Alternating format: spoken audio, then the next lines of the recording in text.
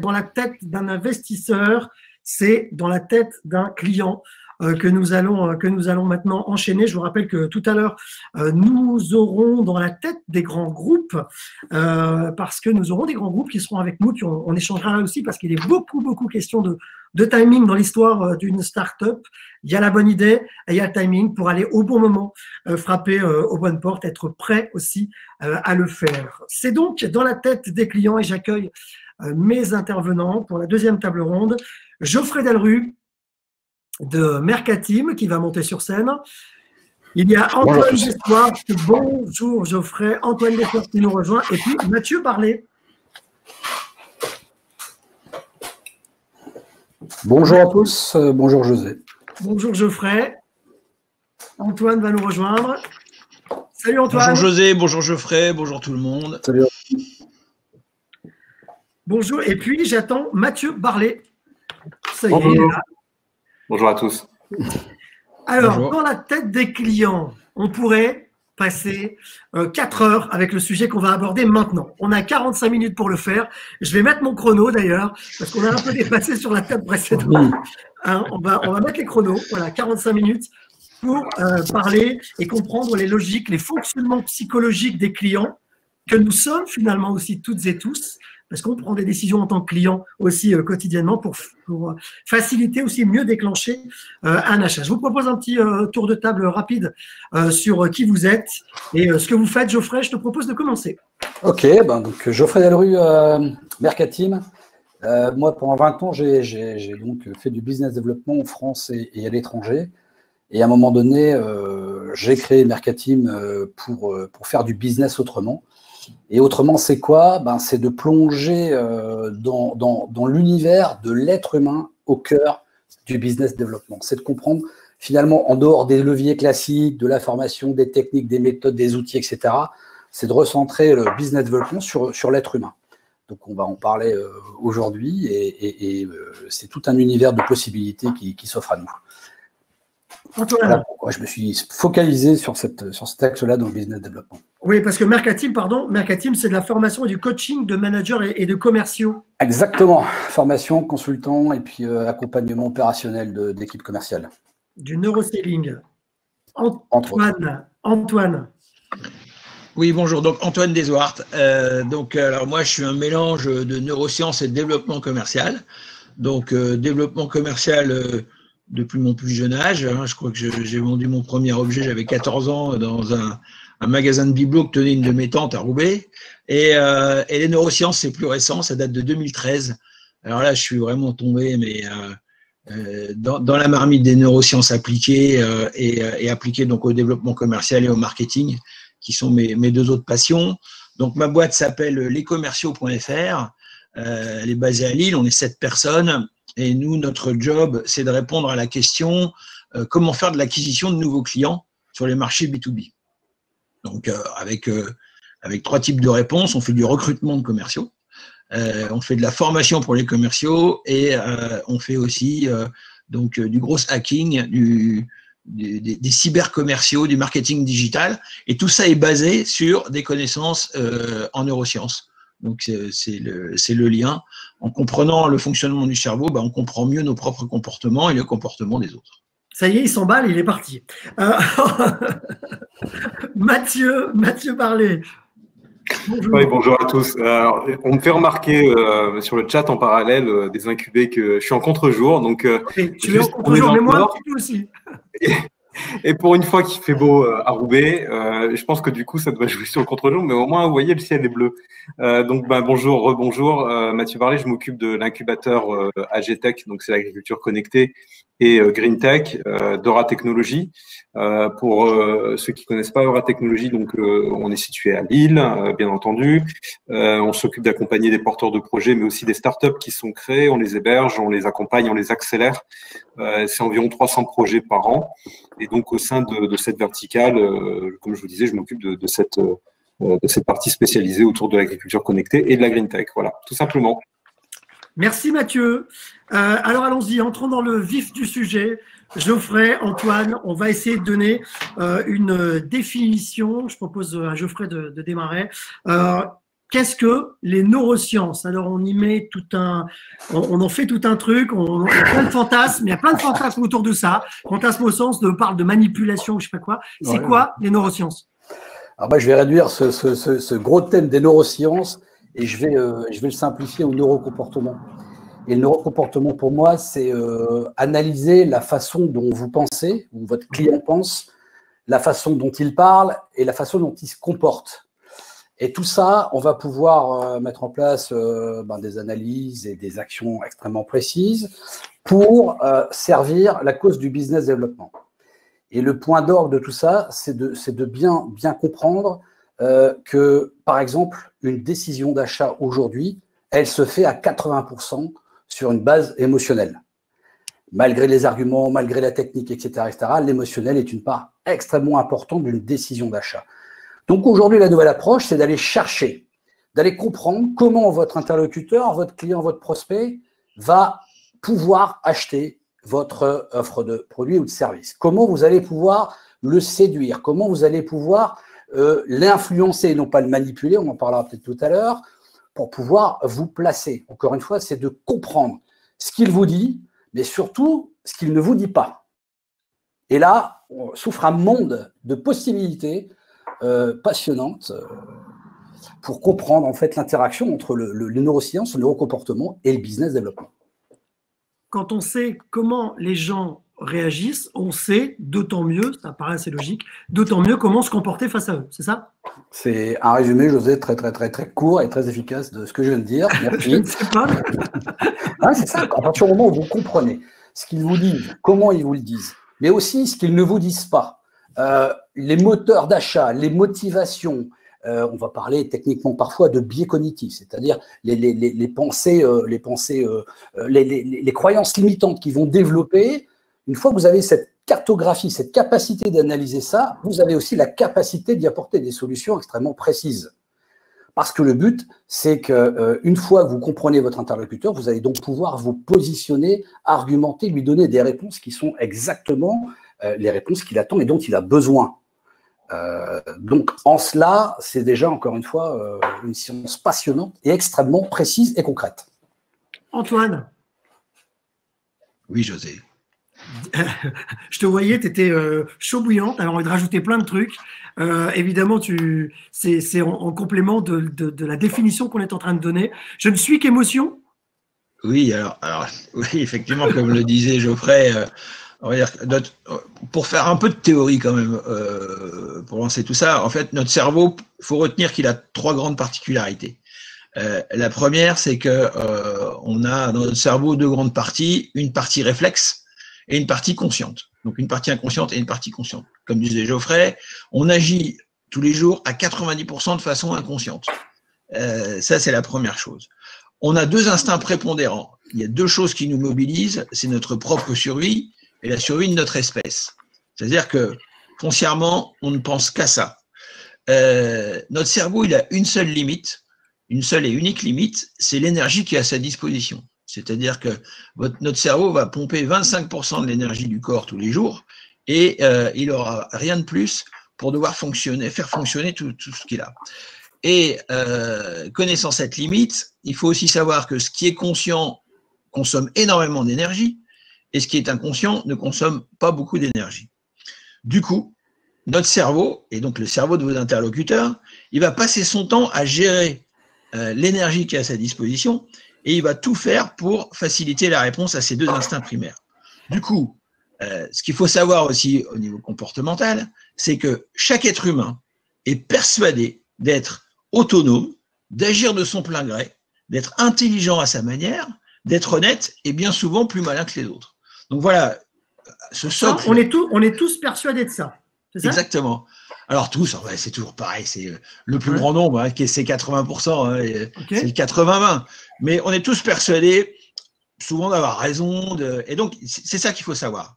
Et quand on veut vendre, parce que l'idée c'est quand même de faire du chiffre d'affaires, c'est l'idée de cette. On parle de développement commercial. On parle de ça. Les neurosciences au service du développement commercial. Voilà. Et ben, sachant ça, en allant dans ce sens, eh bien on arrivera plus facilement à vendre ce qu'on a à vendre. Geoffrey. Oui, en fait, Bien sûr que je suis d'accord avec Antoine, parce qu'on partage les mêmes théories. Votre cerveau, pour résumer, c'est une sorte de programme informatique. À partir du moment où vous allez pouvoir décrypter ce qui se passe dans le cerveau, dans votre cerveau déjà, en termes de comportement, en termes de vente, en termes de comment je présente mon offre, qu'est-ce qui est important, qu'est-ce que je dois mettre en avant, qu'est-ce qui va convaincre, et la capacité aussi d'aller décrypter ce programme informatique de votre interlocuteur, en l'occurrence votre prospect ou votre client, eh bien vous allez savoir un petit peu comment il fonctionne, comment il pense, comment il structure sa pensée, son idée. Vous allez même savoir, par rapport à ce qu'il dit, pouvoir décrypter l'analyse de la sémantique, par exemple, ce qu'il vous dit, mais aussi ce qui est caché derrière certains mots, certaines phrases. Et puis la communication non verbale. Je vais quand même remettre aussi le contexte en place. La règle de communication globale, c'est 8% de verbal, 38% de paraverbal et 55% de non-verbal. Donc en fait, la majorité des informations qui sont communiquées entre deux personnes, elle est non-verbale. D'où l'importance, à un moment donné, d'aller chercher dans cette partie-là toutes les informations que vous pouvez aller chercher et les comprendre. Et à partir de là, en termes de business développement, en termes de vente, qu'est-ce que vous allez pouvoir mettre en place comme fonctionnement dans vos propres comportements pour pouvoir matcher, scotcher à la demande, aux besoins de votre client. Faut-il encore que vous ayez bien compris les besoins de votre client? C'est ça, comment je décrypte dans ce qu'il ne dit pas, ce que moi je peux lui dire pour répondre alors à son instinct de survie, parce que c'est ça qu'il défend, c'est ce que nous disait Antoine. Comment moi, dans la posture que je vais avoir face à lui en tant que commercial, quels arguments je vais développer qui seront qui seront valables maintenant et qui seront peut-être pas valables dans 2 ou 3 jours finalement. C'est donc c'est vraiment sur le vif, c'est vraiment sur le moment. C'est une histoire d'instinct, de sensibilité, j'ai envie de dire presque. Il y a de la sensibilité, mais il y a beaucoup de techniques. C'est très pragmatique, c'est très technique. D'ailleurs, on vous donnera quelques exemples après.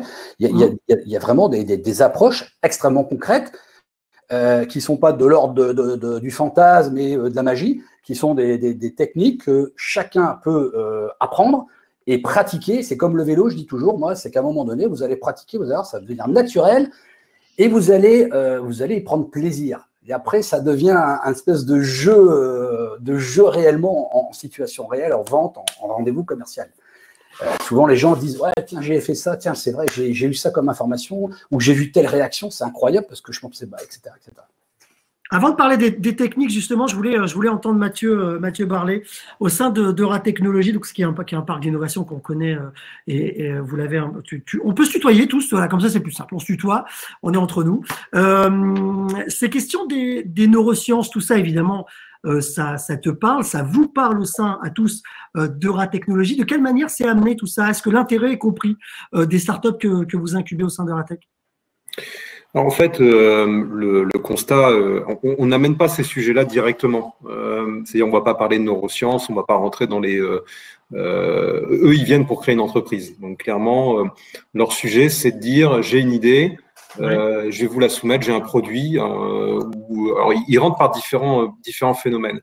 En fait, on a, pour reprendre un peu la question des neurosciences, on a 3 comportements. On a des ingénieurs qui vont venir avec un super produit. Alors, c'est toujours le meilleur produit. Ils ont découvert quelque chose en faisant des expériences. Donc, c'est des gens qui sont dans l'expérimentation, mais un peu froide, donc côté un peu bleu. Et puis, à côté de ça, on a des personnes qui sont créatives, qui partent un peu dans tous les sens et qui vont inventer, qui sentent en fait, qui ont une forme d'empathie qui est importante et qui vont mettre à profit cette empathie pour inventer des solutions. Et puis, on a une 3e catégorie, de mon point de vue. Après, il y en a plein d'autres, hein, il y a des sous-segments.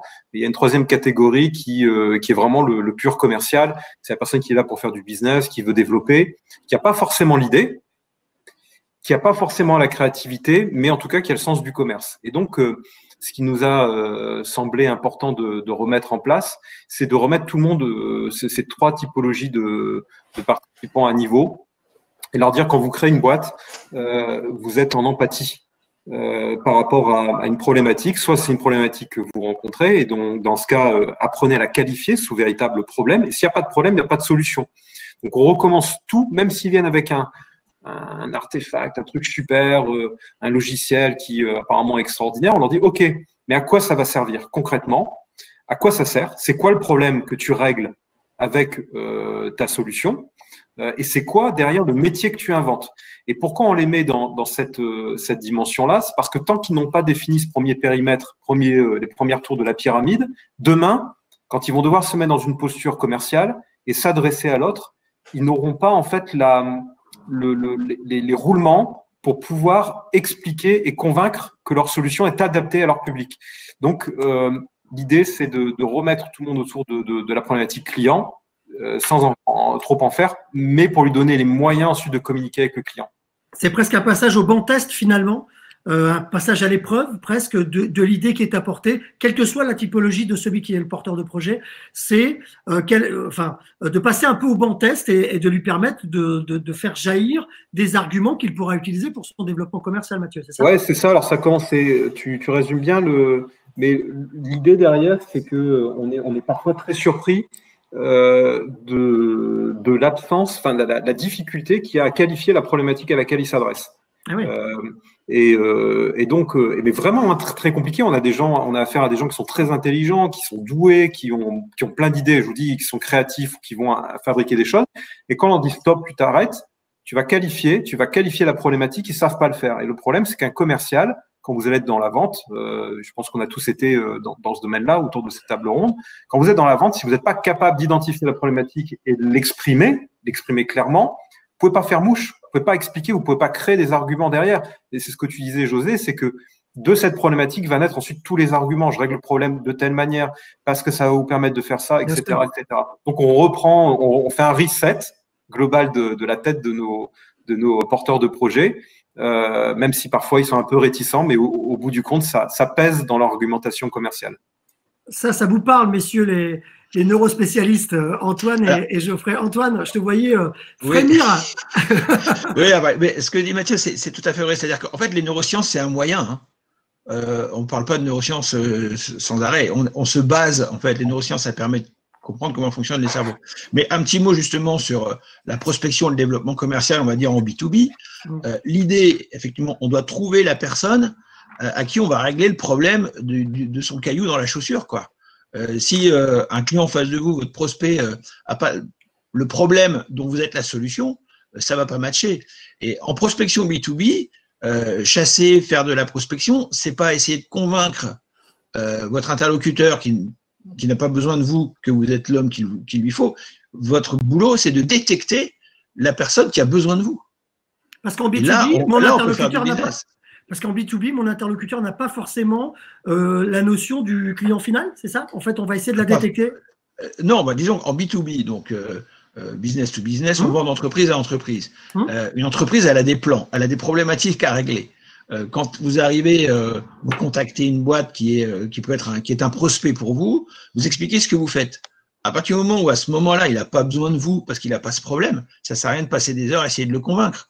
Next, faut passer à autre chose. Et en contactant du monde, en faisant du volume en prospection, il y a un moment où vous expliquez, mais en 20 secondes, ce que vous faites, et puis vous avez l'interlocuteur qui vous dit « Ah, mais vous tombez bien, c'est exactement ce que je recherche. » Et là, c'est inversé. C'est vous qui venez l'aider, et le business se fait d'autant plus facilement. Donc, il faut arriver presque au bon moment, Geoffrey. Ouais, faut surtout poser les bonnes questions. J'ai tendance à dire qu'aujourd'hui, un bon commercial, avant, il y a 20 ans, c'était l'archétype du gars avec sa moustache, sa valise, et au plus il racontait de bobards, au plus il signait le bon de commande, au plus il était content en fin de journée. Aujourd'hui, c'est presque l'opposé. Aujourd'hui, un bon commercial se tait et il pose des questions. Il a 2 oreilles et une bouche pour écouter 2 fois plus qu'il ne parle. Et donc, sa capacité à aller comprendre les besoins du client, le fameux caillou dans la chaussure, etc., va lui permettre d'avoir d'autant plus d'informations à traiter et donc d'améliorer la qualité de sa prestation, la présentation de son offre, la positionnement de son offre, ses arguments commerciaux, les fameuses objections qui font peur à tout le monde. Aujourd'hui, en neurocomportement, l'objection n'est pas une peur. L'objection est un centre d'intérêt. c'est une question de positionnement de l'objection. Tout le monde a peur de l'objection. Mais qu'est-ce que je réponds quand il dit ça? Mais qu'est-ce que je dois dire? Le prix, etc. Arrêtez. L'objection, c'est un centre d'intérêt. À partir du moment où votre interlocuteur vous pose des questions, c'est qu'il commence à s'intéresser à vous ou à votre offre. C'est une passerelle. Il y a quelque chose à faire. Donc, rien que dans le traitement des objections, il y a toute une posture mentale à mettre en place pour être efficace. J'écoutais tout à l'heure votre table ronde, j'ai eu la chance de l'écouter. On parlait de business angel, mais on parlait de ça aussi. On parlait d'humain. On parlait de mariage, de matching entre deux personnes, on parlait de confiance, on parlait de synchronisation, on parlait de tout ça. On parlait de la même chose et on était sur un autre sujet. Oui, parce que à partir du moment où il y a la notion humaine, il y a, parce que je crois que c'est Antoine, tu m'avais dit ça en préparant cette table ronde, les neurosciences, la seule chose qu'on a inventée, c'est de la technique, mais en réalité, la compréhension du comportement humain, depuis l'Antiquité, on sait ça. Ah bah c'est le dernier ouvrage, c'est les Fables de La Fontaine. Et les Fables de La Fontaine, elles-mêmes inspirées de fables grecques. Donc, on sait depuis longtemps comment fonctionne le cerveau et les comportements humains. Donc, les Fables de La Fontaine, c'est avec des animaux parce que il n'y avait pas une liberté de parole comme on a aujourd'hui. Mais oui, on sait très bien comment ça fonctionne. Et avec les neurosciences, ça explique. Je vous dis encore une fois, il ne faut pas que les neurosciences soient le cœur du sujet là, quoi. C'est un moyen qui nous permet d'être encore plus efficace quand on veut vendre un truc. Entrons dans les techniques. On parlait de techniques tout à l'heure. On l'a déjà un peu dit, je crois, hein, parce qu'il y a d'abord, Geoffrey l'a dit, il y a l'histoire de l'écoute, Antoine l'a dit, il y a l'histoire du timing. Donc, il faut que j'ai détecté si c'est le moment d'aller le voir, c'est ça, si c'est le moment d'aller proposer mon service, d'abord en me questionnant sur la qualité de mon offre, c'est ça, et ensuite, je vais pouvoir aller voir mon interlocuteur. Et après, comment ça se passe? Antoine? Donc effectivement, l'exploration, revenons quand même dessus, c'est vraiment super important. Parce que voilà, donc on est des animaux sociaux, donc avant d'aller voir un prospect, il faut vraiment essayer de détecter, alors avec LinkedIn, Facebook, c'est génial, on a énormément d'informations, de quelle tribu il est, quelles sont ses règles, sa marge d'initiative, etc. Donc l'exploration, c'est vital. Il faut passer du temps à explorer, à savoir comment est la personne qu'on va aller voir pour essayer de déterminer ce qu'elle va aimer ou moins aimer. Après, c'est le choix des outils dans la prospection. Par exemple, on parle du téléphone, qui est a priori un vieux moyen de faire de la prospection. Mais l'énorme avantage du téléphone, c'est que vous n'avez que votre voix à gérer. C'est-à-dire que la personne en face, et c'est là où arrivent les neurosciences, quand vous appelez quelqu'un, il entend que votre voix et machinalement, il se fait une image mentale de votre tête, de votre physique. C'est comme quand on lit un bouquin, en fait. Hein. Quand on lit un bouquin, c'est vous qui vous faites les décors, le son des voix et tout. Vous êtes très déçu quand vous voyez le film parce que vous n'aviez pas vu les décors de la même manière. Donc, voilà un exemple. Le téléphone, pour faire de la prospection, c'est un super outil parce que c'est facile à maîtriser parce qu'il n'y a que la voix. Et la personne en face, si votre voix est sympa, calme, rassurante, il va se faire une très très bonne image de vous. Et comme le premier contact, c'est ce qui est le plus important, on dit toujours on n'a pas deux occasions de faire une première bonne impression, cet outil téléphone, il est excellent. Après, il y a plein d'outils pour faire ces recherches. Hein. LinkedIn, c'est quand même génial. Oui. Les mails, on sait que c'est compliqué parce qu'on ne peut pas mettre du ton dans des mails. Enfin voilà, chaque outil a ses particularités. Et il est important aussi que le vendeur, le commercial, prenne l'outil qui lui corresponde. Pour lui, il faut que ça soit facile, il faut que ce soit agréable. On ne peut pas se forcer en permanence à utiliser des outils qu'on n'aime pas. Donc, il y a des conseils, mais il y a aussi à adapter en fonction de moi, ce que je suis. C'est-à-dire, si je suis plus à l'aise pour un premier contact au téléphone, je prends mon téléphone, je me parle de ma plus belle voix, parce que je pourrais être décevant s'il me voit tout de suite, et j'essaie de le séduire, c'est ça, Geoffrey, on peut utiliser ce mot-là, finalement, là. La vente, c'est de la séduction, hein.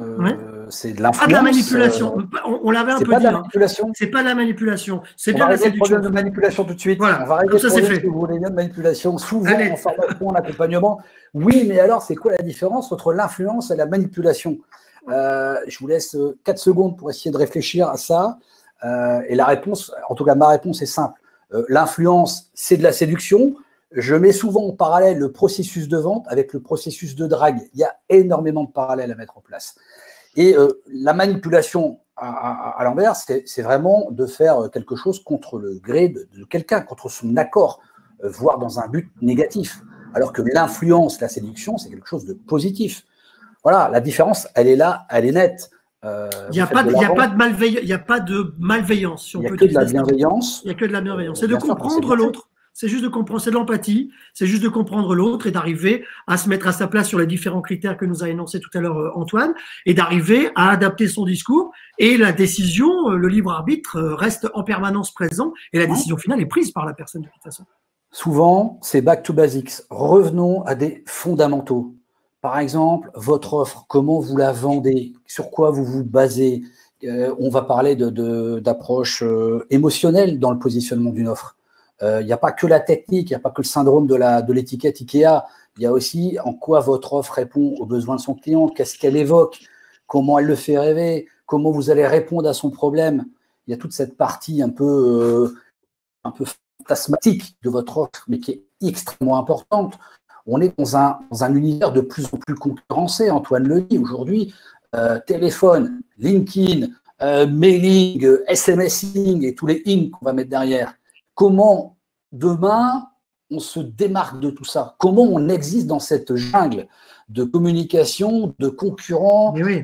Vous tapez une information sur nos sociétés, en quelques minutes, vous savez qui on est, ce qu'on a fait, l'école qu'on a fait, ce qu'on mange, etc., etc. Donc, à un moment donné, comment on se différencie? On se différencie en innovant dans nos approches. J'ai justement une question, Mathieu. J'ai une personne qui intervient et qui me dit « Ok pour les neurosciences et les explications des comportements individuels, mais cela doit être dépassé. La nouvelle problématique du commercial, comment capter l'attention du consommateur dans un environnement d'hypersollicitation ?» Alors, Mathieu, on peut peut-être en parler sur la notion du B2B avec une hypersollicitation de celles et ceux à qui on s'adresse. Comment on peut se démarquer, se différencier? Quels conseils on pourrait donner, Mathieu? Je n'ai pas préparé la question, mais c'est pas grave. Moi, je ne l'avais pas préparé non plus. Mais en direct, vas-y. Ben oui, on est entre nous. Ça fait un lien avec la différence, mais ça va répondre, je pense, en partie à la question. Ça fait un lien avec la différence entre, pour moi, manipulation et on disait séduction, etc. De mon point de vue et de ce qu'on peut constater un peu comme un laboratoire avec l'incubateur, c'est que quand nos porteurs de projets ou nos start-upers, ils sont en clair, en phase avec leurs valeurs et avec leurs compétences. C'est-à-dire que tout s'aligne. Ils savent faire, ils vont mettre de l'effort pour faire. Donc, il y a une sollicitation intellectuelle, parce qu'un chef d'entreprise, il aime bien être sollicité intellectuellement, et que c'est en phase avec ses valeurs. Ils ne vendent pas de la viande alors qu'il est végétarien, par exemple. Là, il n'y aura pas de question de séduction ou de manipulation. Même la séduction, elle ne sera pas là quand ils vont approcher une cible, parce que la cible, ils vont être capables de la qualifier hyper bien, donc elle va être très fine. Et quand il va y avoir dialogue avec la cible, il va y avoir une authenticité qui va être réelle, et donc du coup, le contact y passe. Et comme on est des êtres humains, et vous le sentez, enfin tout le monde le sent quand vous avez un vendeur d'encyclopédie, ça n'existe plus, mais l'aspirateur, mais on apprenait ça dans les écoles de commerce avant. Comment on faisait pour pas avoir la posture du vendeur d'encyclopédie? Là, c'est pareil. Cette posture, elle n'arrive pas parce que il va vous parler avec passion. Il a une vraie légitimité à travers le produit qu'il vient vous vendre. Donc, je pense que ça se fait naturellement. Et donc, ça répond, je pense, indirectement à ta question, José. On est hyper sollicité, mais quand on est sollicité, tout à l'heure, j'avais vu la question. J'ai reçu tout à l'heure un mail qui me propose un truc, c'est n'importe quoi. Enfin, je vous lis pas le mail parce que en plus c'est une boîte qui est assez connue. On me propose un package qui n'a rien à voir avec mon métier. Je regarde pas, ça me brouille, d'accord? Ça m'intéresse pas. Donc leur ciblage, il est mal foutu. Deuxièmement, il est contre-productif parce que j'ai retenu maintenant un message négatif. J'ai imprimé un message négatif comme quoi on me sollicite. Parce que sous couvert de la tech, on me sollicite, mais je vois pas l'intérêt. Donc, du coup, j'ai une vision qui est pas très positive. En revanche, si on vient vers moi avec un discours qui correspond à mon besoin et qui est authentique et que ensuite la personne, je vais mettre en relation avec elle, le courant passe, quoi. Le courant passe. Et je pense que c'est ça qui est important. Il n'y a pas que la solution, il y a aussi vraiment être en phase avec son projet parce que dans les sollicitations B2B, on va parler de passionné à passionné. Vous répondez à une question, à une problématique, et en plus de ça, vous répondez de manière authentique, donc le contact passe. Tu prolonges ce que disait Geoffrey il y a quelques instants, le back to basic. On revient au basique. On s'intéresse sincèrement à son interlocuteur parce que le commercial, tout à l'heure, on va contre cette image du vendeur d'encyclopédie, du charlatan qui nous vend ce dont on n'a pas besoin. C'est d'arriver à, en répondant à différents critères et en prenant certaines techniques, arriver à comprendre son interlocuteur, c'est ça?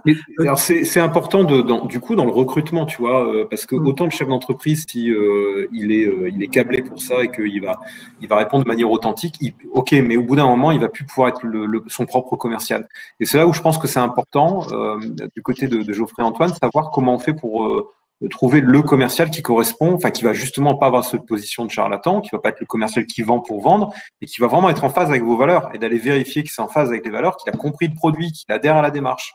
Sinon, pas de.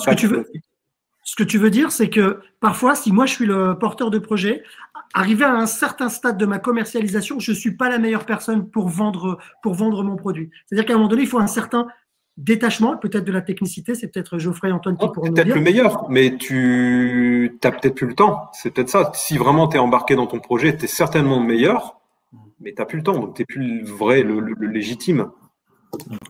Antoine? Alors, déjà pour le recrutement, alors justement, on en fait du recrutement de commerciaux. Il y a deux types de commerciaux. Il y a ce qu'on appelle les chasseurs et les éleveurs. Et c'est deux cerveaux complètement différents. L'éleveur, on va dire que ça va être le technico-commercial. Il a une maîtrise technique à 80% et une maîtrise de vente, elle est à 20%. Mais beaucoup de pourcentage, mais enfin, voilà, c'est pour illustrer. Et lui, le technico-commercial, il va être capable de garder les clients. Il va être capable de répondre à plein de questions de techniques au niveau des clients. Et il est plutôt sédentaire. De temps en temps, il va aller le visiter. Et lui, donc c'est pour ça ce qu'on appelle ça un éleveur, il va permettre d'élever, de faire peut-être de l'upselling aussi, de lui vendre un peu plus de choses, mais il est sur la technique.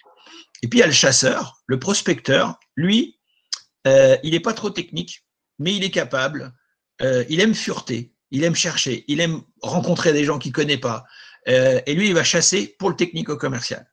Et là, ce binôme, il est hyper important dans les boîtes. Et quand vous demandez à un chasseur d'entretenir un portefeuille client, ça le barbe. Ça le barbe parce qu'il y a trop d'administratifs. Et si vous demandez à un technico-commercial de dire, bon allez, aujourd'hui, prospection, tu te mets dans le bureau, là, il n'y a personne qui t'emmerde, tu prends ton téléphone et puis t'en passes 50 coups de fil. C'est pas son truc. Donc, le recrutement, effectivement, Mathieu a tout à fait raison. Une bonne équipe commerciale, c'est un team de chasseurs et de technico-commerciaux. Geoffrey? Alors, oui, je vais compléter. On est forcément d'accord quand on discute toujours entre nous. De toute façon, c'est fabuleux. C'est fabuleux. On n'est jamais en bisbis. C'est génial. On n'est pas mariés. Vous vivez dans le même appart ou pas? Non, mais c'est justement pour ça qu'on est toujours d'accord. Alors, pour amener un petit peu d'expérience sur le cas du recrutement. Le cas du recrutement, moi, j'interviens non pas sur le processus global. Il y a des cabinets qui font très bien ça. Par contre, j'interviens en complément du cabinet de recrutement du chasseur de tête. Et il me demande d'aller chercher là où lui n'est pas allé chercher, d'aller sur des terrains où lui n'est pas allé. Moi, je vais aller chercher la notion de motivation. La notion de motivation, elle est détectable en dehors de « oui, je suis motivé, l'argent, etc. » La notion de motivation, elle va se chercher à travers un certain nombre de valeurs. Il y a des mécanismes qui créent la motivation. Nous, on les connaît. On va chercher dans ces mécanismes quelle est la réelle motivation, la motivation affichée et la motivation réelle. Moi, j'interviens dans ce cadre-là, par exemple. Les neurocomportements nous permettent, dans le cadre du recrutement, d'aller peaufiner des profils. Et on va chercher là où l'excellent, l'expert chasseur de tête n'est pas allé chercher pour compléter un profil, pour valider un profil. Ça, c'est extrêmement passionnant. Antoine parle de prospection. Je peux vous raconter une anecdote en 10 secondes ou... Ouais. On a tout le temps. On a tout le temps. On est parti jusqu'à 20h. Hein. Préparer les pizzas parce que ça va être long. J'ai un client qui m'appelle. Je raconte souvent cette anecdote. Il dit, ouais, Geoffrey, il faut que mes commerciaux prospectent davantage. En ce moment, c'est mou, Allez, tu leur fais une formation et on prospecte. On arrête un peu. On regarde ce qui se passe. On analyse quels sont les points de blocage de cette prospection. Et le problème, C'est un peu comme en ostéopathie. Le problème n'est pas toujours là où on a mal. Le problème est souvent ailleurs. Donc, il faut retourner à l'origine du problème. Et Antoine le disait, il m'est arrivé de tomber sur des commerciaux qui ne prospectaient pas parce qu'à 35 ans, ils ne savaient pas prospecter, parce qu'à 25 ans, on leur avait mis dans une pièce tout seul avec un téléphone, il s'était pris des gamelles pendant un an, il a construit des blocages, des freins, et puis à 35 ans, son patron a dit, allez, gars, on y va, on prospecte, etc. Le mec, il est tétanisé. Il a ancré des blocages suite à une mauvaise expérience du passé. Donc, tu n'arrives pas avec une formation cognitive sur allez, comment prospecter. Ça ne sert à rien. C'est mettre du plâtre sur un truc qui n'est pas sec. Donc, qu'est-ce que tu fais? Tu vas débloquer un petit peu ce point de blocage pour pouvoir après mettre des techniques de prospection adaptées. Et ça, c'est efficace. Faut diagnostiquer l'ensemble du truc, voir la carte n'est pas le territoire. Donc voir vraiment ce qui se passe et essayer d'adapter finalement ces recrutements à la typologie des personnes qu'on a aussi, enfin de nos équipes finalement. Exactement. Bon, on me dit qu'est-ce que tu fais comme métier? Je dis en fait, vous avez un problème de peinture, là vous avez une fuite. Moi je mets pas de la peinture au-dessus de la peinture parce que dans 15 jours je reviens s'il y a une fuite. Moi je vais faire un trou dans le mur, je vais regarder d'où vient la fuite. Je vais colmater la fuite et après, je vais réparer ce petit morceau de plâtre et de peinture. C'est un peu ce qu'on fait dans le comportement commercial. Ça te parle, ça, Mathieu, auprès des startups, de l'incubateur que tu représentes au sein de Ratex, toutes ces techniques commerciales, toute cette compréhension, comprendre comment la typologie des gens qui nous représentent pour vendre notre produit ou dans quel état d'esprit je dois être quand je vends mon produit. Est-ce que tout ça, ça te parle? Est-ce que tu as des retours par rapport aux startups que tu incubes? Ouais, alors on peut pas tout maîtriser, hein, c'est-à-dire que les startup managers qu'on est, on a tous un peu nos domaines, donc on s'appuie sur le réseau d'entrepreneurs pour faire intervenir d'autres chefs d'entreprise dans des talks comme aujourd'hui en fait. Hein, finalement, c'est à peu près le même format en physique quand les temps sont favorables et en distanciel autrement. Et ils viennent témoigner en fait de leur expérience en matière commerciale, comment ils ont recruté, comment ils ont été en mesure de créer en fait un diaporama qui parle, un pitch qui tient la route. C'est quoi les ficelles en fait pour la vente, comment on s'appuie sur ses fournisseurs, etc., etc. Donc on s'appuie sur un écosystème qui vient témoigner. Donc c'est ça l'appui le plus important. On a des partenaires aussi professionnels, des consultants qui aussi viennent partager leur expérience. Donc on s'appuie essentiellement dessus. Et puis on a la chance les parcs d'innovation de la région des Hauts-de-France ont beaucoup de chance parce qu'on est accompagné par notamment HDFiD, tous les parcs, pour proposer des formations commerciales à nos porteurs de projets. Et parfois, on a du mal à les convaincre d'y aller et ils reviennent, ils sont un peu transformés. Ils disent, mais je savais pas qu'on vendait un produit de telle manière, j'ai toujours l'impression que c'est du pipeau, je suis pas là pour pervertir dans la vente. Et après, ils se rendent compte de la matière noble des choses parce que justement, ils rencontrent leurs pairs dans les talks et dans les formations qui sont proposées par HDFiD. Revoir et remettre le titre de noblesse de l'aspect commercial qui est le fondement même du commerce, enfin de la vie au quotidien. On est toujours en train d'acheter, donc on est face à ces techniques et aux besoins pour n'importe quel produit, si novateur et à la pointe de la technologie puisse-t-il être, à un moment donné, il passe par le commercial, Antoine. C'est indispensable. Oui, c'est sûr. Et en fait, encore une fois, les commerciaux, c'est un certain état d'esprit. L'état d'esprit, effectivement, où on racontait n'importe quoi, c'est absolument pas possible. Oui. C'était possible quand on était dans l'Antiquité, les vendeurs ambulants, ils vendaient un truc, hop, ils repartaient avec leur chameau, ils revenaient 6 mois plus tard, on se rappelait plus d'eux, ils pouvaient vendre n'importe quoi. Là, c'est inimaginable. Et puis même, enfin, c'est vraiment plaisant de trouver une bonne solution à un client, quoi. C'est jouissif. C'est j'ai vendu mon truc, ça marche, il est super content, il me rappelle, on a des bonnes relations et c'est vraiment agréable. Après, sur l'efficacité des commerciaux, je suis aussi moi convaincu que quand quelqu'un se dit commercial et vendeur et que ça lui plaît, il n'y a pas de bons et de mauvais vendeurs. En fait, il y a les vendeurs qui ont trouvé leur place, donc la bonne boîte, le bon produit, et ceux qui cherchent encore et qui sont certainement bons quelque part. Donc ça aussi, c'est hyper important. Il faut pas hésiter à bouger, à trouver la boîte qui nous plaît quand on est commercial et à pas rester dans un truc qui ne parle pas et qui est absolument pas intéressant pour nous. Donc Mais voilà, c'est jouissif. Alors, je dirais, il y a beaucoup de freins pour certaines personnes qui sont pas vendeurs. Et je pense encore une fois, quelqu'un qui n'est pas vendeur, ça sert à rien qu'il fasse une formation de vendeur. C'est comme si moi on me demandait de prendre des cours de gestion. J'ai essayé, ça me gave. Donc je m'entoure de bons gestionnaires. Mais il faut faire ce dont. Alors je vous disais que notre cerveau, il a son problème d'énergie qui est à sa disposition. Donc de toute façon, il va tendre à faire des économies. Et ce qui est trop compliqué pour lui, il va pas aimer. Donc vous cassez pas la tête à faire des trucs qui vous intéressent pas. Vous serez pas bon dans ce que vous n'aimez pas faire, en gros. Exactement. Je vous propose je vais ouvrir ma petite valisette. Et là, je veux mettre à l'intérieur Geoffrey, Antoine, Mathieu. Je veux pouvoir y mettre vos conseils. Quelques conseils là maintenant pour conclure un petit peu cette table ronde. On aurait passé encore beaucoup de temps à discuter avec vous. Geoffrey, qu'est-ce que je peux mettre comme conseil pour le développement commercial de mon entreprise? On a compris, il y a la compréhension de mon interlocuteur. Ça, c'est une des choses, je crois. Bon, en fait, tu prends tout le process de A à Z. D'abord, qui je suis, moi, en tant que commercial? Comment je fonctionne, d'abord, moi-même. Avant de comprendre l'autre, c'est pas mal de se comprendre soi-même aussi. Quelles sont mes appétences, quelles sont mes capacités, quelles sont mes motivations, quels sont mes atouts, etc., etc., etc. Une fois que j'ai compris ça, que je me suis positionné, on va parler de posture commerciale, ben, je vais faire la même chose avec mon interlocuteur.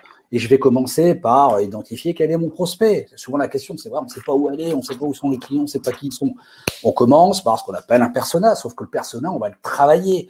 On ne va pas seulement s'articuler autour de critères CSP, lieu géographique, pouvoir d'achat, etc. On va aussi analyser les comportements. Puis quand on va positionner son offre, on va positionner son offre de manière à ce que cette offre, elle séduise, mais au-delà de ça, qu'elle réponde à des réels besoins. Et comment on va comprendre ces réels besoins? Eh bien, on va développer toute une démarche pour aller comprendre les besoins. C'est le fameux ce qu'il me dit, mais surtout ce qu'il ne me dit pas. Quels sont ses points de blocage? On va développer des techniques de questionnement. Il y a des postures mentales spécifiques pour le questionnement, pour amener son interlocuteur à nous livrer des informations en douceur, en authenticité. Et puis, on va aussi contrer les objections. On va mettre en place aussi de la négociation avec ces techniques. Et puis, on va faire aussi un closing parce qu'on a envie de faire de la vente et on a envie de garder ce contact dans le long terme. Donc, on va déployer à chaque étape de la vente ces approches qui sont extrêmement concrètes. Donc, en fait, c'est extrêmement adaptable. Merci beaucoup, Geoffrey. Mathieu? Oui, alors déjà, Geoffrey a bien résumé.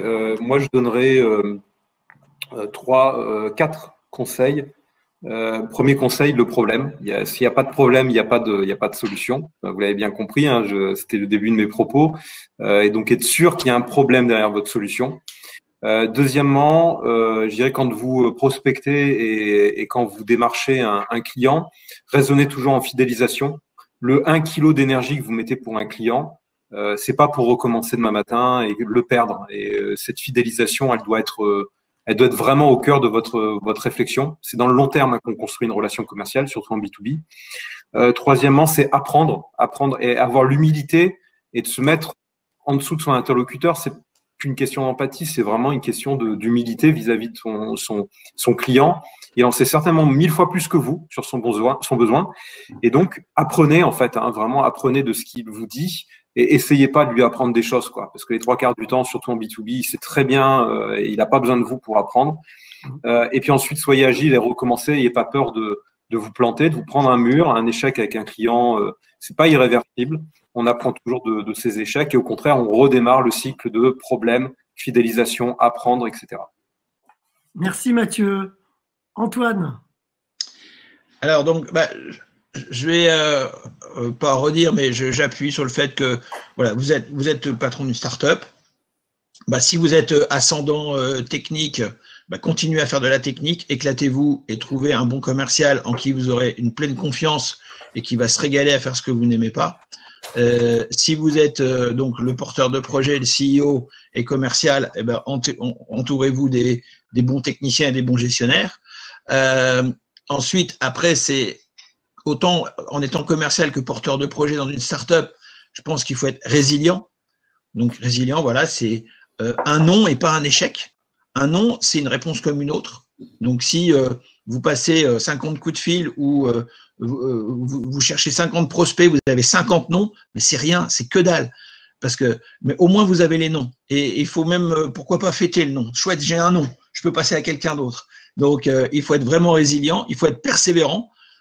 Moi j'ai vu des start-upers qui, à la limite, qui pivotaient après chaque rendez-vous en disant « Ah, il m'a parlé de ça. Ah, il faut vraiment que je l'adopte. Il faut que je le mette dans mon offre. » Mais là, vous n'aurez jamais terminé. Donc, soyez persévérant. Vous êtes persévérant sur ce que vous avez préparé. Si ça ne correspond pas exactement à une personne, à un prospect, ben, ça correspondra à quelqu'un d'autre. Donc, faites bien attention de ne pas faire la girouette. Si vous êtes sûr de votre truc, vous le vendrez d'autant mieux. Et un jour, vous aurez le bon client, il sera au bon moment et vous pourrez gagner. Donc, voilà en gros les conseils. Donc, c'est bien s'entourer et puis être sûr de son coup. On se lance dans un truc. Tout le monde fait des erreurs. On peut faire des erreurs et avancer. Mais il faut être persuadé de ce qu'on a fait, que ce qu'on a fait, ça va résoudre plein de problèmes, changer le monde, même on dit.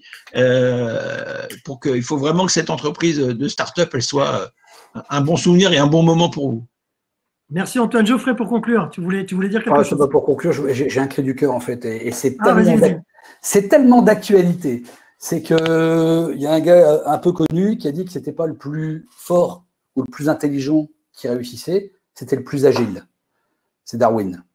Et avec ces temps difficiles, l'agilité aujourd'hui, en entreprise, en management et aussi en comportement, c'est ça qui va faire que vous allez passer un certain nombre d'épreuves. C'est vrai, on n'a pas beaucoup dit, on n'a pas beaucoup évoqué l'histoire de notre contexte actuel, qui nous oblige d'ailleurs à faire de cette manière ces tables rondes, mais effectivement, c'est peut-être dans ces moments-là justement qu'il faut se remettre en question, profiter de cette période peut-être pour faire preuve d'agilité. Je retiens quelques mots pour conclure. Authentique, avec une démarche pérenne, humble, empathique, attentif, résilient, des qualités finalement humaines, les forces et les faiblesses de tout un chacun à mettre à la disposition de son propre projet. Merci beaucoup, messieurs, en tout cas, d'avoir été avec nous. C'était passionnant. On aurait passé des heures à vous écouter encore. Merci. Geoffrey Delruy, Mathieu Barlet, merci beaucoup. Antoine Deswart. Merci à tous. Bon après-midi. Les tables rondes ne sont pas terminées. C'est Geoffrey, Antoine et Mathieu qui vont quitter la scène pour laisser place aux prochains intervenants. Merci, messieurs. Merci. Salut. Ciao.